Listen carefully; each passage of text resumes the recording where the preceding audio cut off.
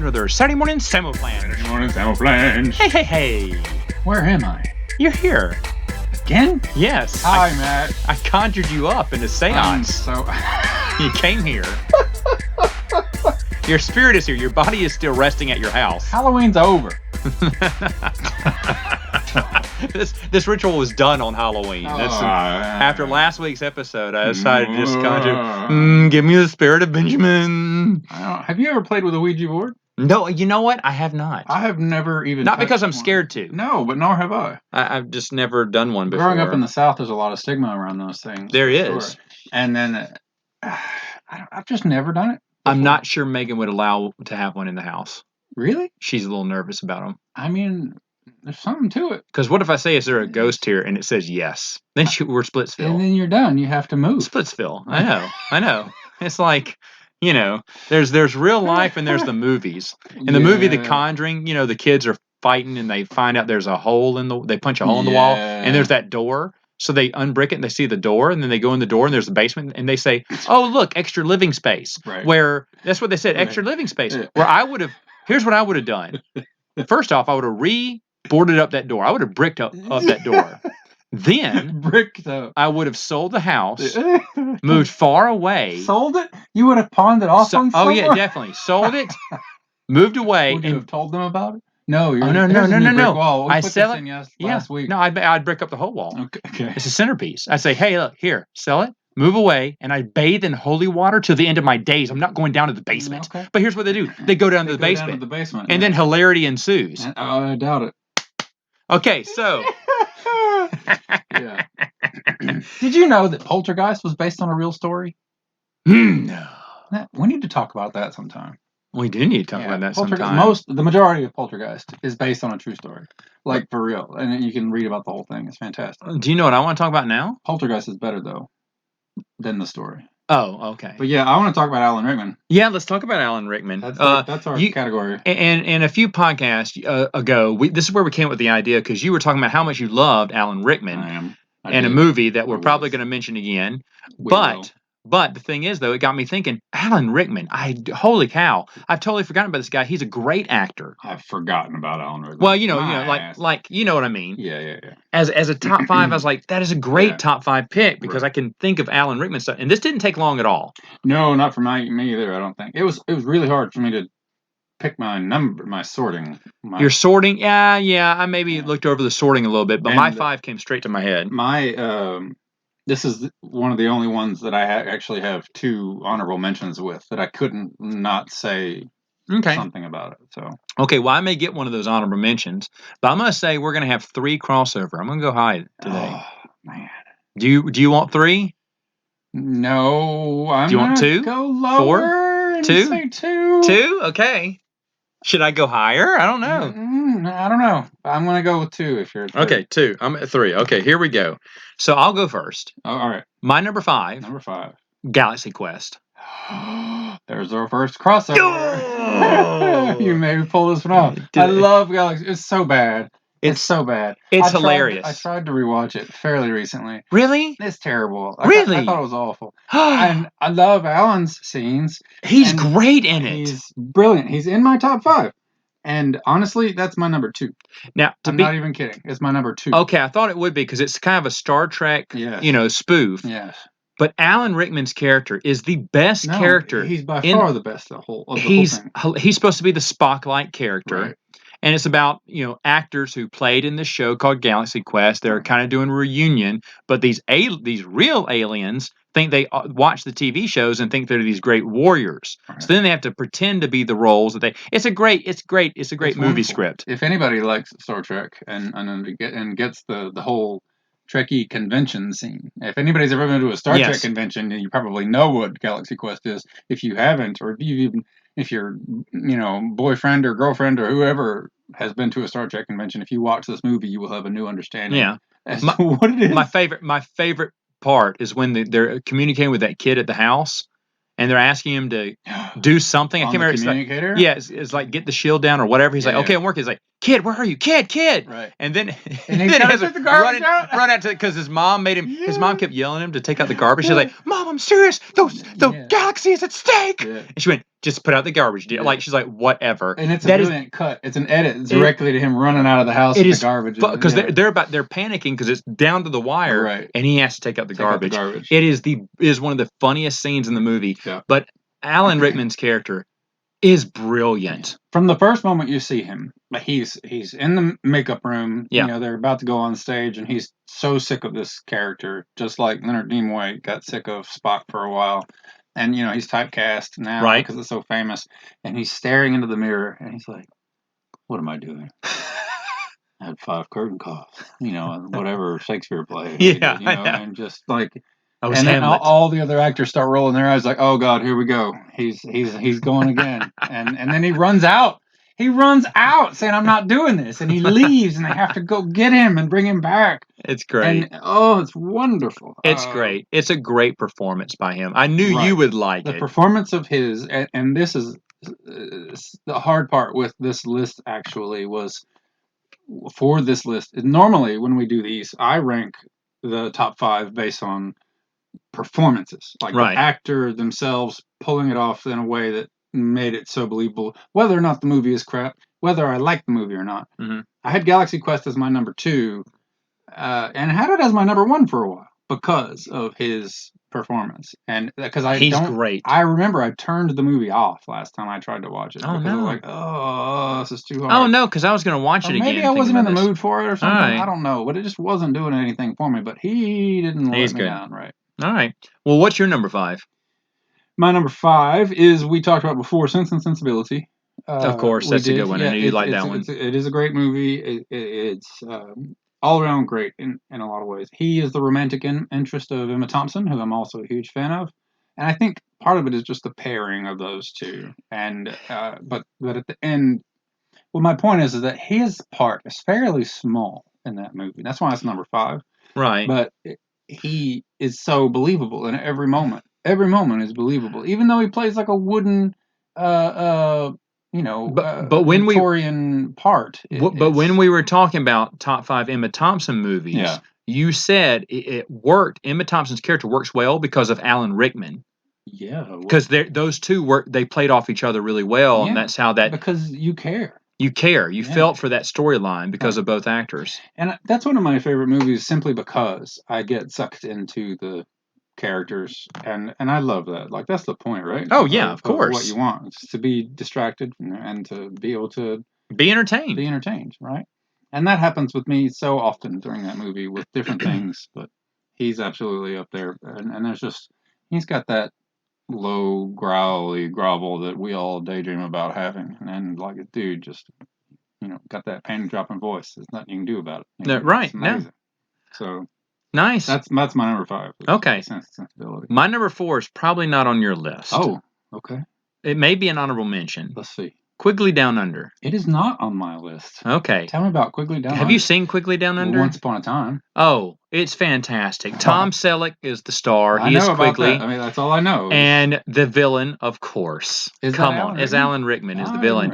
And he is smarmy and everything, like you love Alan Rickman. But he's just a great character that he instantly you don't like him. The very first scene, he hires Quigley to come down and shoot aborigines off his land or whatever. And so when Tom Selleck sees what a greaseball he is, he says no. So why do you not like him? And now, why do you not like him from the first moment? Is it the writing? No, yes, it's his performance. Okay, why? His performance is he's just a sleazeball. He doesn't care about these human lives. He's Tom Selleck's character is one of the good guys. He's kind of playing the racist there. And the thing is, though, but he's just so smug and so confident and just a clear, discardment of human life. And that's a good point. Instantly, you don't like him, and that's the point of a villain, right? Oh yeah, well, you want it to be that way. You want it. You would say sometimes it's the writing, but sometimes the whole time during this show, you're thinking, I want him to get it. Yeah. And that makes him a good. That's why Tim Roth. I'm going to break a little bit here. Tim Roth is a fantastic villain. Okay. He plays villains that you just want to die. I don't know if you've seen Rob Roy. I don't know. That's Tim Roth's probably one of his finest movies because I feel like I've seen it. It's the Liam Neeson movie that came out right before Braveheart. Unfortunately, Braveheart stole all the glamour. Everything. But Rob Roy. Tim Roth's character is just despicable, and you absolutely hate him. But boy, when you talk about getting his comeuppance, that movie pays off in a big way. I won't do any spoilers here, but the thing is, though, that's what Alan Rickman's character is. You really want him to get his comeuppance, and that means he did his job as a villain. Oh, of course. That's a lot of actors' dream, is to be able to play the villain, and you hear a lot of them talk about that, like chance to be the bad guy. It's not about being the hero; it's being a good villain too. You got to have a good villain. Favorite part is playing the bad guy, right? And no one played the bad guy better than Alan Rickman. Right. Okay, so what is your number 4 there? I think the other person I would put in that category with favorite, of course, the villain is Tim Curry, because of that laugh he's got. With that, he's also got that deep voice, and he's a good villain. He's fantastic. He's more of a Disney villain because he's got he's more comical, giant smile, but comical. Fantastic laugh. My wife absolutely loves him in Home Alone 2. Oh my god, absolutely loves him. that little, but then when they tie a smile with the Grinch's smile, it's really good. Right. Maybe we should do Tim Curry movies sometime. There you go, Tim Curry. I've got 4 already. I can think of Tim Curry. All right. Okay. So here, go for it. My number 4 we've talked about as well already. Alan Rickman scenes is Love Actually. No surprise there as well. One of my favorite movies, but also because he's the reason that all of my 4, 3, 2, and 1 on this list are because of and starting with Love Actually. There are parts that he plays that you cannot direct from a script, and that he just tried something and the director said, yes, let's keep that, or let's do more of that. Like, there are just moments where he pauses at just the right place and changes his inflection for things, and then he speeds up and he slows down, but then he's just right on point, and it's perfect. And you can't write it. You cannot write those kinds of pauses and inflections and eye movements and delineations to other actors, and you can't. And that's why he's on my all-time favorite list of actors. And was, I guess, but he left a legacy. Oh my God, of performances. Yes. Really strong acting. Love Actually is up there just because, I mean, it's a great film, but his part works with that's Emma Thompson he's playing with in Love Actually, and he's the husband who's that's the one that's cheating.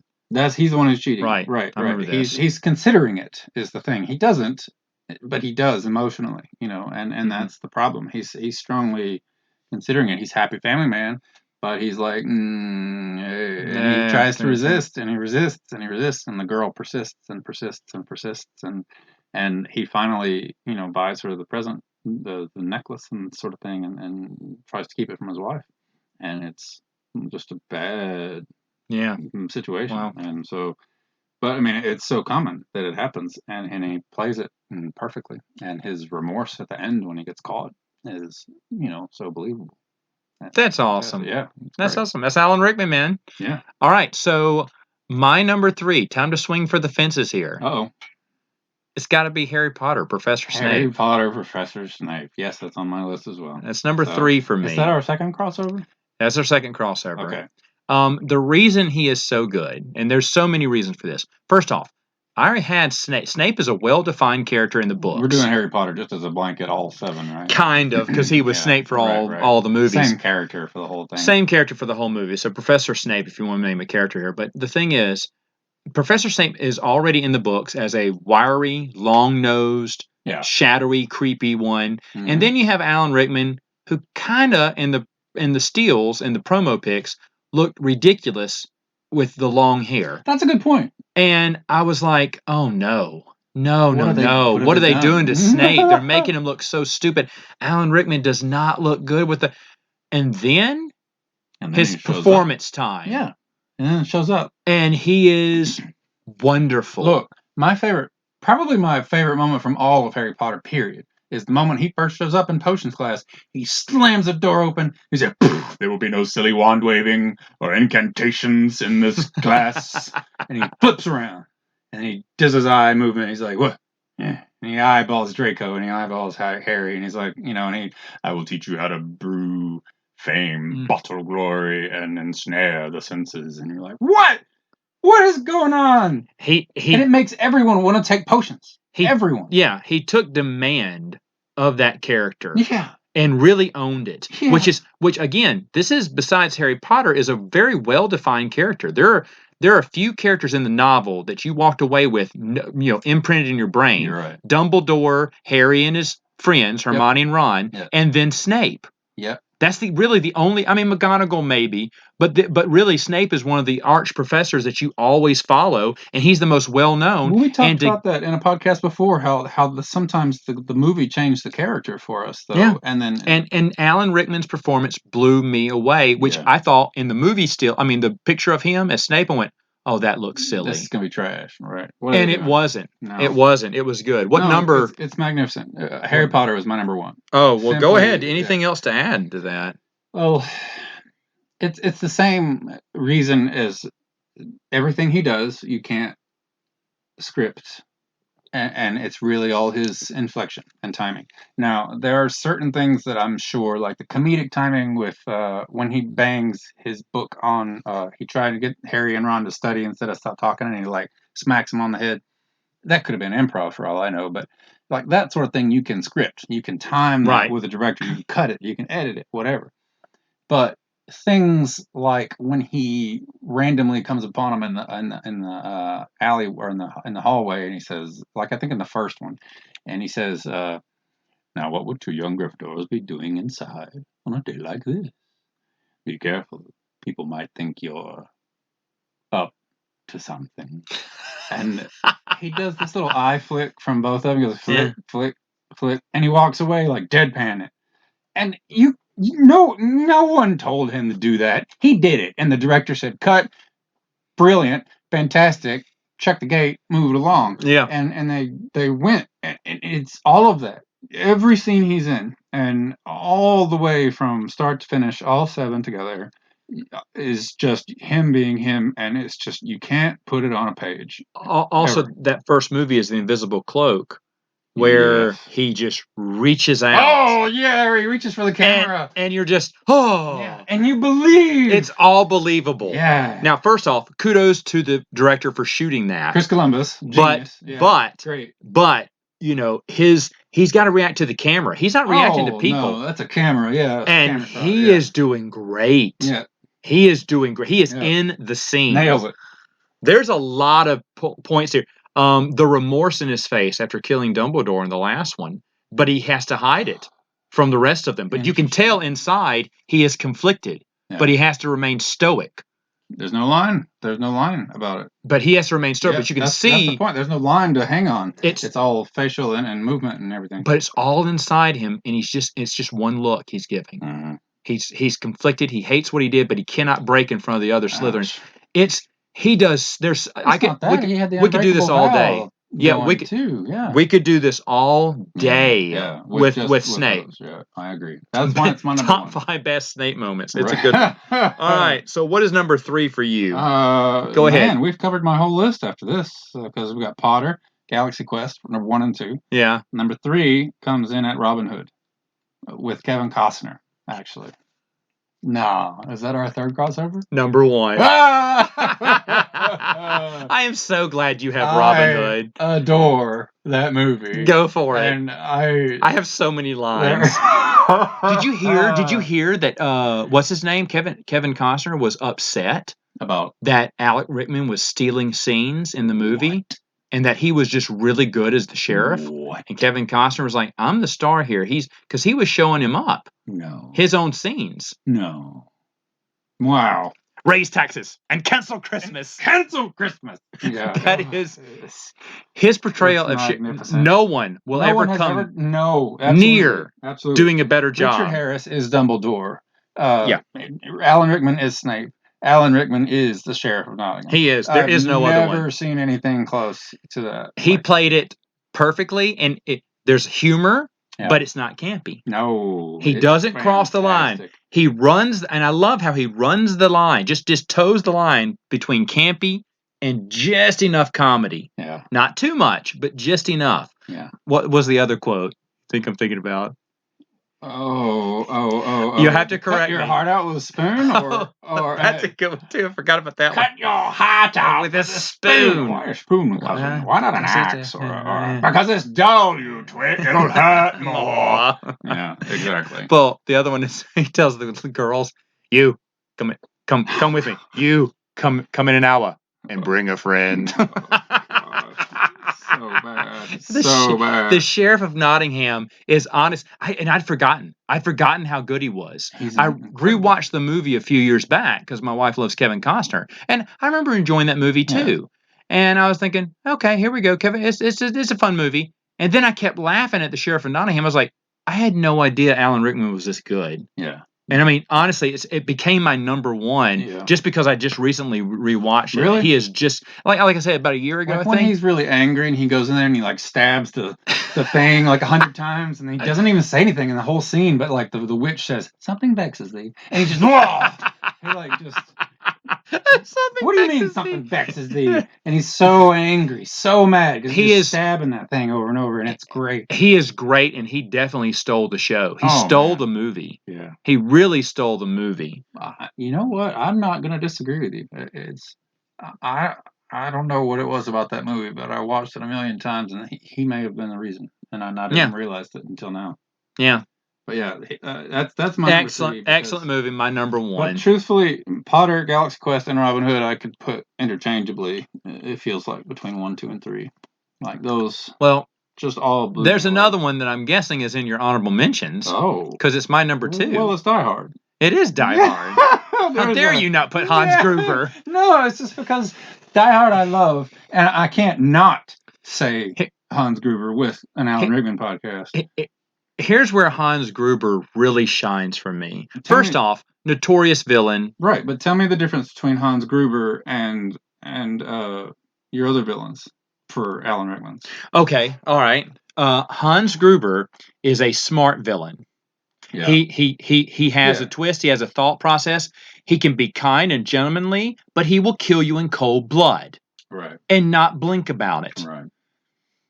He's very menacing but very aloof, meaning when he's reading the history of Mr. Nakawawa, whatever, and then finds it, stop, say, hello, Mr. So-and-so, please come into my office. He has complete control over everything. Complete control. He is confident.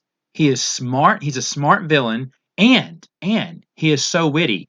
When he turns into, who is it, Gus or George or David? I don't remember, but he totally changes the character. Yeah, exactly. Oh, thank God, don't shoot me. Yeah, oh, it's magnificent. Yeah. And I was like, he just totally pulled out, and that's because Alan Rickman's a great actor, but we're talking Hans Gruber. We got to stay in character. Hans Gruber is not, it wasn't a fake, that Bruce Willis could see through. In fact, the first time you probably watch this, you're thinking, no, McClane, it's him. Don't believe him, because he's so believable. Yeah. It's not oh, yes, my name is Mr. Smith, where you can say, oh, John McClane knows. No, it's so good. You're thinking, oh, no, he sounds and acts like a different person. Don't trust him. It's so good. His character's so good. Plus, of course, the story goes that they dropped Alan Rickman on 2 instead of 3, which is how they got his big surprise on his face. I didn't know that. Really? Yes. They said it was going to be on 3, and the director said drop him on 2. No way. So his face is real. Wow. And Alan Rickman I love stuff like Alan Rickman was pissed. That's like they Goonies, did that reveal. You know about the Goonies reveal? Oh, that they built the ship. The ship, and didn't show the kids till see it until the moment that they all went down the slide and they got in the water and they turned around. To see it. Now, supposedly, Mouth, what was his name? Corey Feldman. He cheated and Pete snuck into the studio or to the set and saw it, and he brought somebody with him. But the rest of them, it was their real reaction. Wow! And I adore moments like that. I love how they do moments. But yes, he was supposed to be dropped on 3, dropped on 2. Wow. So that look of surprise is real from Alec Rickman. I didn't realize that at all. He did not. That's such a great. That's the movie. That's the moment that people use. You see it. That's the preview. That's everything. It's even replayed in 3. When he's Hans Gruber's brother. It's that good. They put it in another movie. They put it in another movie. And I'll be honest, there's been some good Die Hard villains, But Hans Gruber is the only one that you remember. The one that you remember. Yeah, right? He's the one you remember. No, I'll be honest. The guy from Die Hard 2. Jeremy Irons is very good. God. Jeremy Irons is very good. He's another classic villain. You think is it the He's deep, very bass baritone that just makes all these guys a classic villain? I don't know, but you're right. You could just like there's a lot of good Jeremy with Lion King and stuff. Yeah. The guy's got some good moments. Now that I think about that, yes. He's the bad guy in Man with the Iron Man in the Iron Mask. And Jeremy Irons is a more crass version of Hans Gruber. He's not as elegant, but he is as cunning and as smart and as devious. Like he can be polite and shoot you. He's like, shoot his kneecaps, and he shoots his kneecaps. Like when he had the gun on. He had the gun on safety or whatever, and he's like, oh no, he said, clip's not in. He popped the clip in and shot Samuel Jackson in the knee or something. Oh, yeah. But he's eating an apple and he just kind of grabs the machine gun just kind of nonchalantly from. Watch those again. 3 is really good. Wow. 3 is really good. And to be honest, I like Timothy. Is it Timothy O'Keefe? What's the fourth? The fourth villain. He's really good. Really? He's really. The fourth one is really good. Unfortunately, there's a fifth one that. I kind of wish there wasn't. I never did see that fifth one. It's a sad one. Don't see it. Okay. It's sad because Bruce Willis is just phoning it. Oh no! And he is phoning. I mean, maybe you should see it just to see how bad it is. But it's supposed to be Die Hard, and Bruce Willis like, all right. And it's like, Bruce, can we get a second cut of that because you were kind of asleep in that scene? No, we're moving on. Okay, Bruce, we're moving on then. Ouch. I mean, it was just really bad, and I tried to rewatch it again. Recently, I said, well, maybe I was too hard on it because I was expecting, better than 4, and it's the worst one easily of the 4. I love 2 as well. I think the villain from 2 is really good. 2. Yeah, I forget that. 2 gets a lot of hate, but to be honest, 2 is a great movie. No, I think it's great. It's a great movie. It's a hard follow-up to do the first one. It is. But anyway. But Die Hard, yeah. So what is your other honorable mention? My other honorable mention is Sweeney Todd, the demon barber of Fleet Street. I didn't even know he was in that. It's been so long. Have you seen that movie? I've seen Sweeney Todd once. I was not a fan. I saw Sweeney Todd once, just last year, and that's probably why I remember he was in it. But I hated the movie. And the movie's horrible. 3/4 of the way through it, and I'm like, what the hell am I watching? It's a shame because it should have been good. That's exactly what I was going to say, is that it should have with the actors they got and everything. Amazing. And there were just choices I think the director made that it's just like, this is unnecessary. Yeah. And it was very grotesque in a lot of, and not necessary to the story. And it could have been grotesque without being so grotesque. But it was not good. But Alan Rickman was in. I totally forgot. I know nothing about this movie. He's in it, and he sings in it, and he's not the most accomplished singer. But the thing is, though, when he's singing with Johnny Depp, and he's in the chair, and he's gonna get his throat cut and whatever, and he's a believable bad guy. He's believable. Always. He's believable. Period. In that movie, and that's the other honorable mention I had to give because he was the only part of the movie that I really truly enjoyed, and just loved seeing him on screen. I've forgotten most of the movie. I'd forgotten he was in that. Yeah, but that one I had to give a little bit of prop to. But I'll probably never watch the movie again. Yeah, I know I won't. I can't. It's just so bad. Yeah, some of the music was pretty good, but yeah. But anyway, all right, folks. Well, there you have it. That was quick because we had so much crossover. We had a lot of crossover there, but we had a lot to talk about. Alan Rickman overall was a great actor, one of the best ever. And folks, I want you to go ahead and give us your top 5 Alan Rickman picks. More surprisingly, I don't know if there could be, I don't know if I don't think we missed any movies that were better than the ones we picked. But if there were, you need to let us know, because sometimes I totally forgot he was in Sweeney Todd. So there may be other movies that I did not check Internet Movie Database before this. Yeah. I just went off my memory. I did too. Because his movies are so memorable. I didn't have to look online. I got my 5 immediately. And anytime I usually get honorable mentions, that means I went online. I stopped thinking after I get 5 because I thought, well, the first 5 that come to my mind have to be it. Yeah, exactly. I'm with you on that. But yeah, that's probably something we missed. But if we missed one, like his appearance in Sweeney Todd that I totally forgot, and you really liked it, then let us know in the comments, and maybe we'll give it a shot. Yeah, but absolutely. Yeah. All right, folks. Well, that's it for now. We'll see you next time On Saturday morning. Samoflange.